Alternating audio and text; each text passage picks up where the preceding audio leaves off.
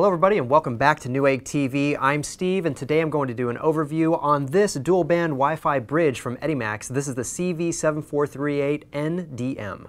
Okay, we're going to start with a quick look at the front of the box. This is a dual band Wi-Fi bridge, and essentially what a bridge is going to do is allow you to connect between two different networks. In this particular case, you're going from wireless to a wired network and allowing you to connect in any device that uses an Ethernet-based cable. There's 10100 and a gigabit port on the back. We'll show you that in just a moment when I open it up. Also, they did get a DNI award in 2013 at Computex, which was awesome. We did cover that as well. Down at the bottom here, just a couple different things I want to mention. It is, of course, Ethernet to Wi-Fi, which is what I was explaining earlier. Also, it has a 3.5mm analog port, allowing you to connect a speaker and allow that to play streaming music via the Wi-Fi connection that it gets. It's also dual band, that means 2.4 and 5 gigahertz. It'll work with smart TVs, and it also works with AirPlay streaming as well. So also they're saying gaming here, but essentially what they're trying to say is that you can connect in your console and not have to pay for a more expensive Wi-Fi dongle. Maybe, for example, on Xbox 360, you don't have to buy that N wireless dongle. You could just plug this in to the Ethernet port itself on the back. Let me just turn this around to the back, show you guys a couple more things. One, it's a really easy setup, and essentially I'll be showing you that in just a moment, but you basically just plug it in for power via USB with the adapter here into a power port, into an AC plug in your house. Or you could just plug it into anything else that'll give you, I think it's 1.1 volt or 1.1 amp connectivity for power. Aside from that, you're going to use a mobile device, which is so much easier to use than so many other devices you probably could use to get this connected, but everybody tends to have a phone. Connect into it and get it set up to your current Wi-Fi network. And then finally connect in your TV, your game, or speaker if you want to have the sound capability, because that's sort of what they're trying to sell you here, is the idea that you'll be able to play your audio wirelessly. So you could just plug it in to your network and then plug in speakers to it and then essentially play music from your laptop via this device wirelessly and then out to your speakers. Clearly you could do that too with your other devices, but I think primarily it's so that you could hook it up with iTunes and play it streaming through your household, or even for Android-based phones using Twonky Beam, you could use that as well.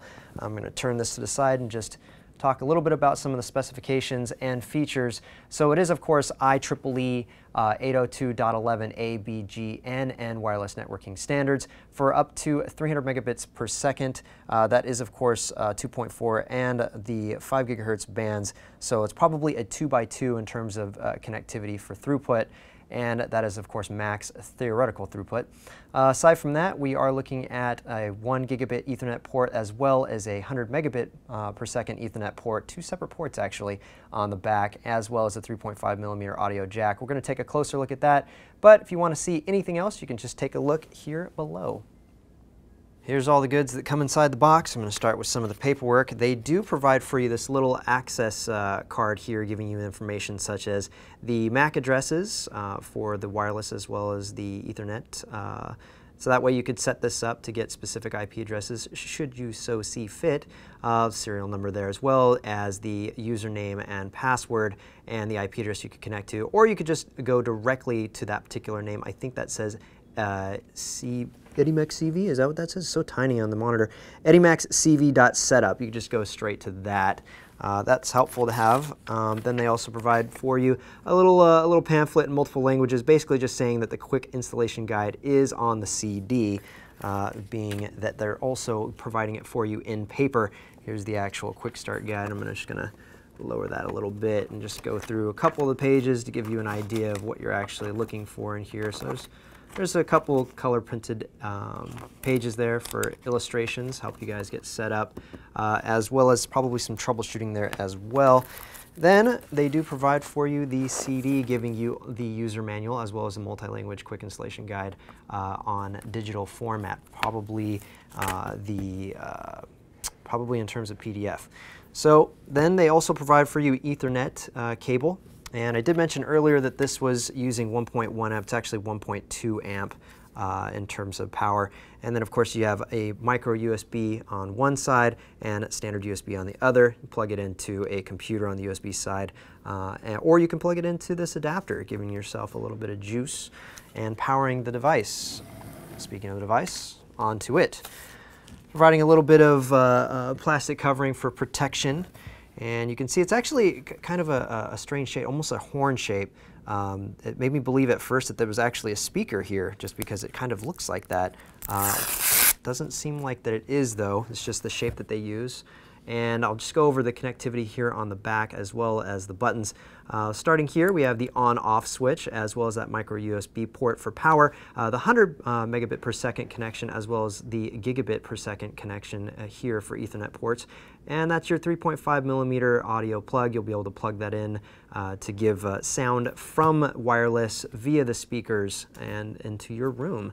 Then you have the WPS that also acts as a reset button, although I also recommend not using WPS and just connecting it directly. Very tiny, tiny, tiny dot here. That's actually an LED.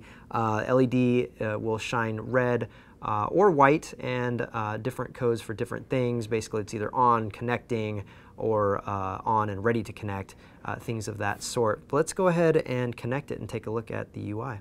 So what I've done so far is connected in a speaker, but you can imagine this if I had a better speaker system that used 3.5 millimeter jack or analog plug. It would basically be better than this. These are the lapels, and I think we're actually going to do an overview on these very soon. Aside from that, then I've also got the Edimax's bridge connected. It's all powered up. We're really just going to connect in and get it set up now. I've connected in with my wireless device to the SSID that represents it. And now we're going to double tap out, go over to, let's see, this, and I have to actually go to a different location. Give me 1 second. So we just go to Edimax CV-setup. Just make sure you put the http:// in there. And it gives us just a really quick get started message, and we'll get right into this. And it shows us the 2.4 gigahertz SSIDs available, as well as the 5 gigahertz SSIDs available, basically to connect to different routers. I'm going to select this one here at the very top. It also organizes it, if I could select that, it also organizes it based on signal strength. Give me a moment here to type in this security key. At the bottom, we're just going to click the next button. It's just warning me that I can't automatically add this to my bookmarks, but if I just copy and pasted it in or just added it manually, that would be perfectly fine too. It's just trying to do it automatically. Certain browsers have that capability. It's doing a connection test now, making sure that this device is now connecting into the wireless router that we're connecting it to. Give it a moment to do that. All right, and as you can see, it's giving me the confirmation that I have in fact gotten connected to it, and the current IP address, I just clicked apply. And then they just congratulate me here that the bridge has been successfully connected. Now all I have to do is actually connect back in to the original router that it's connected to, because you're no longer getting connected to that. Give me a moment here, and it should be the Zycel one there at the bottom. And just enter in that password really quickly. And join.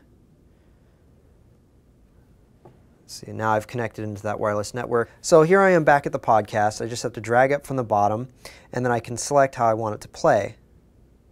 There it is, AirPlay. And I'm going to select this audio device. And I'm going to go ahead and hit play. Takes a moment. 48, not quite live. Now it's coming out of this speaker. Of course, that's the Tech Report podcast. These guys are awesome. All right, and there you have it. Just set the speaker up. You can select any one of the speakers in your household, connect it directly into it, and set it up anywhere in the house that you want. As long as you have a 3.5 millimeter jack and a speaker that uses it, you will be all set. All right, guys, this dual band Wi-Fi bridge is going to help you get that connectivity to devices in your household that maybe have an Ethernet NIC connection but don't actually have a wireless adapter.